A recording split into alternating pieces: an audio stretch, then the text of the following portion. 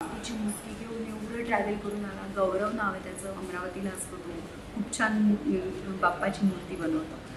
Live भेटते ना तर मला असं वाटतं त्यांच्याकडनं वाईब्स येतात. आपल्याला कळतं बा आपण कधी कोणी आपल्याबद्दल आपल्यावर प्रेम करत असतं तर त्यांचं प्रेम पण दिसतं. ती इतकी पॉझिटिव्ह वाईब्स असतात ना, स्पेशली तुम्ही लाईव्ह इव्हेंट्स करतात किंवा डिरेक्ट ऑडियन्सला भेटतात, इतकं पॉझिटिव्ह वाटतं ना. मला तर अंगावर काटा येतोच येतो. मी कुठेही गेली की आणि मला मी सगळ्यांच्या जेवढे असतात तेवढ्या सगळ्यांच्या डोळ्यात बघण्याचा प्रयत्न करते आणि त्यांच्या डोळ्यातनं जे प्रेम माझ्याबद्दल दिसतं ना, ती एक वेगळी एनर्जी मिळते काम करायची. बरं, तुला असा एखादा किस्सा एका फॅनचा शेअर करायचा असेल तर कोणता असेल? खूप आहेत, पण आत्ता बरोबर बाप्पांचा किस्साच सांगते. माझा एक फॅन आहे, अमरावतीला असतो तो आणि तो तिथे मूर्ती बनवतो आणि तो मला शेवटल्या 3-4 वर्षापासून तो स्केच पण खूप चांगले करतो. तो मला 3-4 वर्षांपासून मला स्केच त्याचे म्हणजे त्यांनी माझे केलेले तो मला पाठवत असतो. त्यांनी कुठून नंबर घेतला मला माहिती नाही, पण तो पाठवतो. इन्स्टावर पण पाठवतो, नंबरवर पण पाठवतो. पण ऑफकोर्स एवढा वेळ नसतो की मी त्याच्याशी चॅट करू आहे नॉन. तर त्यांनी मला सांगितलं यावर्षी मी गणपती बनवलेत आणि मला मानाचे गणपती तुम्हाला पाठवायचे आहेत. आणि माझं असं की अरे म्हणजे कसं तो मातीचे गणपती घेऊन कसं येणार अमरावतीहून आणि हे सगळं. आणि तरी तो बिचारा खरंच म्हणजे मला आधी वाटलं नव्हतं तो येईल म्हणून. मी तरी माझ्या आईबाबांचा ॲड्रेस दिला. मी सांगितलं बघू येतोय की नाही.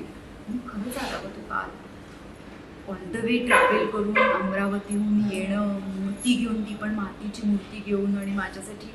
आणि त्याचे बाबा नाही आहेत, आई एकटी असते, आईला सोडून तो असं. तर मला त्याला ते म्हणजे आणि त्याचा बर्थडे होता त्या दिवशी. तरी त्या दिवशी मी त्याला भेटू शकले नाही कारण त्यांनी ठाण्याच्या घरी बाप्पाची मूर्ती ठेवली आणि मी त्याला सांगितलं मी नाही अवेलेबल.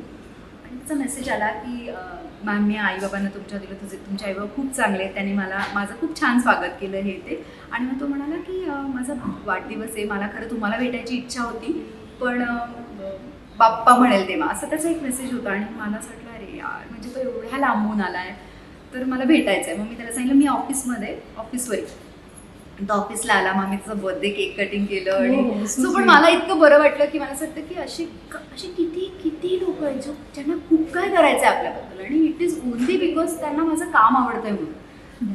तर हे किती मोठी गोष्ट आहे. आणि हे प्रेम हेच प्युअर लव्ह आपण आणि हे प्रेम आपल्या हक्काची माणसंही देत नाहीत जेवढं ते अनोळखी. ऑफकोर्स म्हणजे विचार कर यार, अमरावतीहून एवढं पूर्ण रात्रभर ट्रॅव्हल करून ट्रेनमध्ये त्याला तिकीट म्हणजे रिझर्वेशन मिळालं नाही. तो जनरल कंपार्टमेंटमध्ये बसून मातीची मूर्ती घेऊन एवढं ट्रॅव्हल करून आला. गौरव नाव आहे त्याचं, अमरावतीला असतो तो. खूप छान बाप्पाची मूर्ती बनवतो.